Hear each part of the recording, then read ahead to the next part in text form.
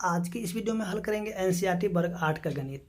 और इसका जो हम लोग हल कर रहे थे प्रश्नावली 1.1। इसका जो हमने प्रश्न संख्या 1 से लेकर के 9 तक के सभी प्रश्नों का हल कर लिया है। अगर आपने देखा तो आपको जो लिंक इसी वीडियो के डिस्क्रिप्शन में मिल जाएगा, तो आप वहाँ से इसको देख सकते हैं। तो हमें यहाँ पे देखना है प्रश्न संख्या 10 से। तो देखिए 10 में जो दिया है कि लिखिए, हमें क्या लिखना है। तो देखिए 1 नंबर में ऐसी परिमेय संख्या जिसका कोई व्युत्क्रम नहीं है। ठीक है, तो देखिए सबसे पहले जो हम लोग जानते हैं परिमेय संख्या के बारे में, वैसे इसका जो है जितने बेसिक वीडियो है बना हुआ है और इसका भी लिंक आपको मिल जाएगा डिस्क्रिप्शन में।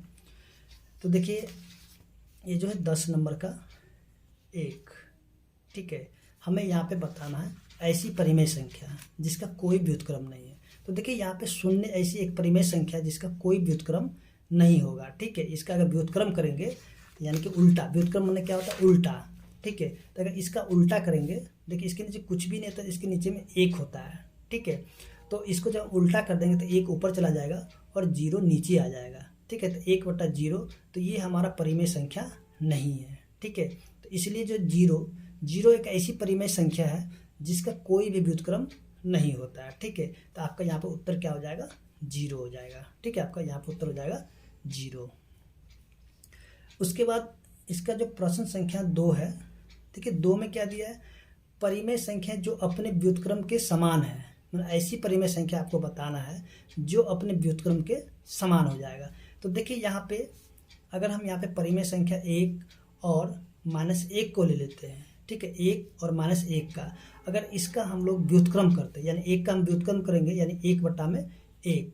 ठीक है, यानी इसके अंदर कुछ भी नहीं तो 1 है।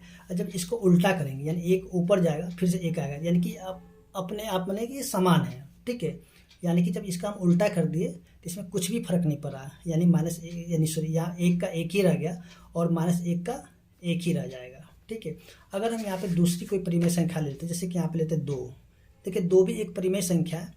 जब इसका हम व्युत्क्रम करेंगे यानी उल्टा करेंगे तो क्या हो जाएगा, 1/2 हो जाएगा। ठीक है, तो ये आपका नहीं होगा। तो यहाँ पे आंसर क्या हो जाएगा, आंसर हो जाएगा 1 और माइनस में 1 हो जाएगा। ठीक है, यहाँ पे 1 और -1 हो जाएगा।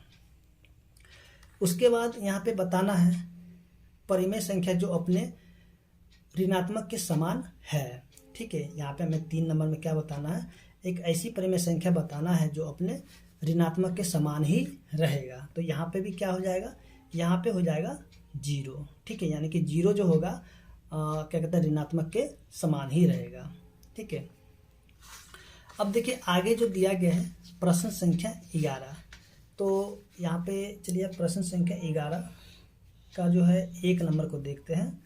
तो यहाँ पे क्या बताना है, शून्य का व्युत्क्रम होता है कि नहीं होता है। तो यहाँ पे हमें बताना है कि शून्य का व्युत्क्रम नहीं है। ठीक है, यहाँ पे जैसे कि हम लोग देखें कि शून्य का व्युत्क्रम नहीं है। ठीक है, तो इसका उत्तर में क्या हो जाएगा, नहीं। ठीक, चलिए यहाँ पे इसको आगे करें।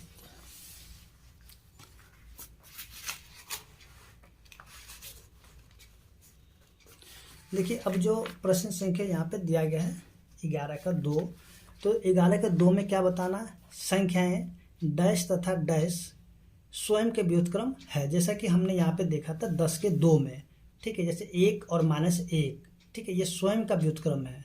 ठीक है, यहाँ पे 1 और -1 क्या होगा, स्वयं का, यानी कि जब इसका व्युत्क्रम करेंगे तो स्वयं वैसा ही प्राप्त हो जाएगा, यानी कि एक ही समान रहेगा, इसमें कोई भी फर्क नहीं पड़ेगा।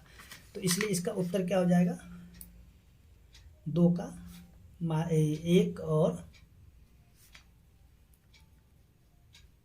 -1 हो जाएंगे। ठीक है, 3 नंबर में जो दिया गया -5 का व्युत्क्रम है। तो देखिए -5 का अगर व्युत्क्रम कर देंगे यानी प्रश्न संख्या 3 का, तो -5 दिया गया है। देखिए इसके नीचे कुछ भी नहीं होता तो इसके नीचे 1 होता है। ठीक है, और इसका जब हम व्युत्क्रम करेंगे तो 1 क्या होगा, ऊपर चला जाएगा और 5 आ जाएगा नीचे। ठीक है, अब माइनस को आप ऊपर लगा दिए या फिर नीचे लगा दिए, कहीं भी आप लगा सकते हैं। तो यहाँ पे इसका उत्तर क्या हो जाएगा, -1/5 हो जाएंगे। उसके बाद जो प्रश्न संख्या 4 है, देखिए 4 में क्या दिया गया है, देखिए 4 में जो दिया गया 1/x का व्युत्क्रम क्या होगा, जहाँ पे बोला जा रहा है कि x जो है 0 के बराबर नहीं होना चाहिए। ठीक है, तो देखिए 1/x है, देखिए यहाँ पे 1/में x है, तो इसका जब हम व्युत्क्रम करेंगे तो ये जो x क्या होगा, ऊपर चला जाएगा। व्युत्क्रम मतलब उल्टा होता है, ठीक, इसका उल्टा कर देना है, तो x चला जाएगा ऊपर और 1 आ जाएगा नीचे। तो देखिए यहाँ पे 1 नीचे हम रखेंगे तो भी और नहीं रखेंगे तो भी, ठीक है, उससे कोई फर्क नहीं पड़ेगा। तो सीधा सीधी इसका आंसर क्या हो जाएगा, x हो जाएगा।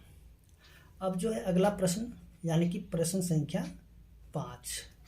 तो चलिए यहाँ पे देखते प्रश्न संख्या 5 का क्या है, सॉरी प्रश्न संख्या 5 का कहता है 2 परिमेय संख्याओं का गुणनफल हमेशा डैश होता है।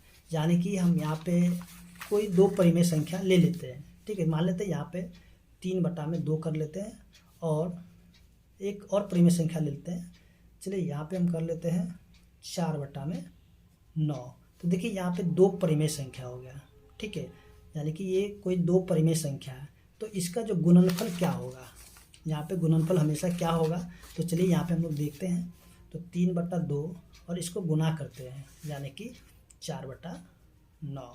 देखिए 2 से कटेगा तो 2 और 3 से कटेगा तो 3 बार में कट जाएगा। तो यहाँ पे देखेंगे 2/3। देखिए 2/3, तो 2/3 क्या आ गया, एक परिमेय संख्या आ गया। ठीक है, क्या है ये, परिमेय संख्या। तो यहाँ पे क्या हमें बताना था, देखिए 2 परिमेय संख्याओं का गुणनफल हमेशा क्या होता है, तो परिमेय संख्या ही होगा। ठीक है, यहाँ पे क्या होगा, परिमेय संख्या है। ठीक है, अब कहता है किसी धनात्मक परिमेय संख्या का व्युत्क्रम, अब यहाँ पे क्या होगा, धनात्मक होगा कि ऋणात्मक होगा। देखिए किसी भी धनात्मक परिमेय संख्या का व्युत्क्रम जो है ना, वो हमेशा धनात्मक ही होगा। ठीक है, यहाँ पे उत्तर क्या हो जाएगा, प्रश्न संख्या 6 में इसका उत्तर हो जाएगा धनात्मक। ठीक है, यानी कि अगर कोई 2 परिमेय संख्या, जैसे यहाँ पे एक परिमेय संख्या तो 2, ठीक है, तो 2 क्या है, देखिए 2 है धनात्मक में। ठीक है, 2 क्या है, धनात्मक है। अगर इसका हम व्युत्क्रम कर दें तो 1/2 हो जाता है। देखिए ये भी अभी क्या है, प्लस में, यानी कि ये प्लस में है, और इसका जब उल्टा कर दिया तब पर भी इससे कोई फर्क नहीं पड़ा, यानी कि तब पर भी ये प्लस में है, प्लस यानी कि धनात्मक। ठीक है, तो यहाँ पे क्या हो जाएगा, उत्तर में धनात्मक हो जाएगा।